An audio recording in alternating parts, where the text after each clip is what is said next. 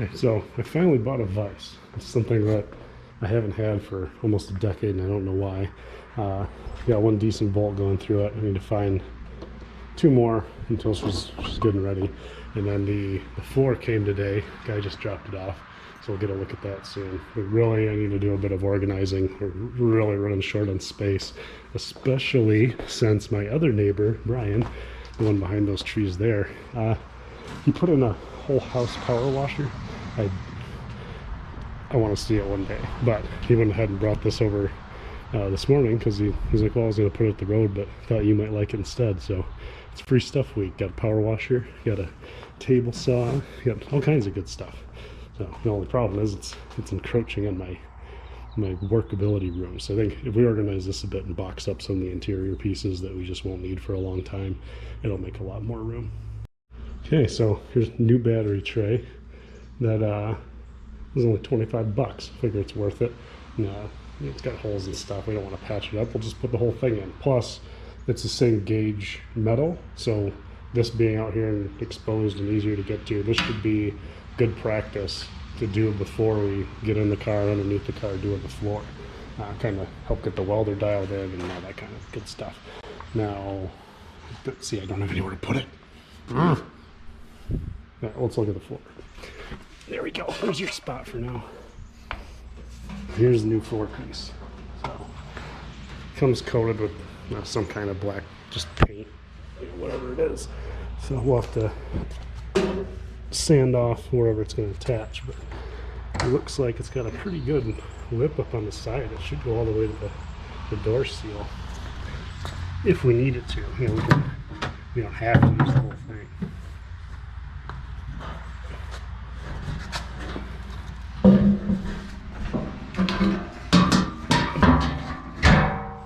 Yep. Some liquid nails. Just stomp on it and be good to go. Okay, so a little more space. It's still just kind of putting piles on piles. It's getting a little annoying walking past this guy, so maybe we won't leave this up in the air all the time and I'll get that out of the way. But it's hard to decide what order to do anything in now, especially with that floor piece here. I need sealants and paints and stuff to show up, so it might be a little while before we actually dig into it. But yeah, parts washer.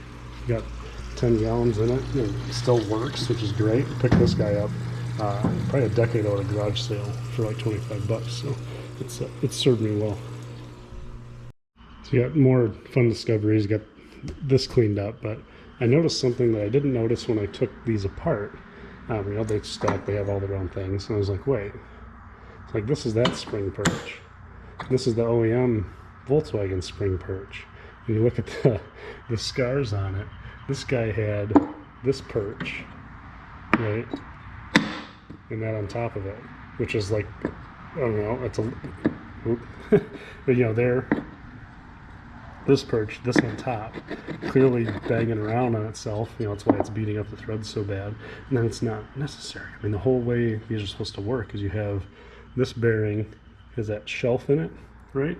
So when it sits there, it can rotate. So the springs can rotate while the shock stays still. This is kind of a backwards interpretation of it, but you get the picture. The same with the OEM ones. You have that gap, so it rotates. And then that shelf, this shelf, should sit all the way down flush with that lip. And then it gets tightened down with this nut. And then the rest of the assembly goes on the top. So yeah, just completely wrong. Okay, and here's those new caps, the heavier duty ones. They fit the Mark IIs, but they're off the Mark III. This is the original, so I put that bearing in where it's supposed to be, and this is how it would have normally sat, right? So spring perch, that and there, and now you can see that they move independently of each other. This one will do the same exact thing. Sits on the one for the coils, does its due diligence, and then it just gets packed right up inside this, right? So everything's tightened together, and you have that metal cap that goes on the top so that if you become airborne or whatever, this doesn't just drop right out, holds it in place. And so I pulled the gear apart to take a look. The way this one operates is it's got a little pilot on this end and a bearing on top. and then it pushes up against the steering shaft there. You can see it right there, and it has some movement because there's this guy, right, which can be pushed in. That's spring right there is what puts tension on it. So that plate pushes that up against this with a consistent pressure, and you should get smooth movement. But even then, I can feel some little chunkies. So it looks a lot. Oh, there's like a chunk in there anyway. There's some kind of moly paste. So I've got some of this laying around. So we'll pull the shaft out of this. We might flush the whole thing out and just see what things look like. If there's any big scratches or big chunks of metal that have disappeared over time. So I guess I was expecting more. There's really just some grease here at the splines, and there's not really. I wonder if there's supposed to be seals here and there just aren't. We might have to look that up because I'm still going to flush it out because there's so little material in there and see what it looks like. But I would think that there would be seals here and they wouldn't rely on just the boot to keep gunk out, but maybe I'm mistaken.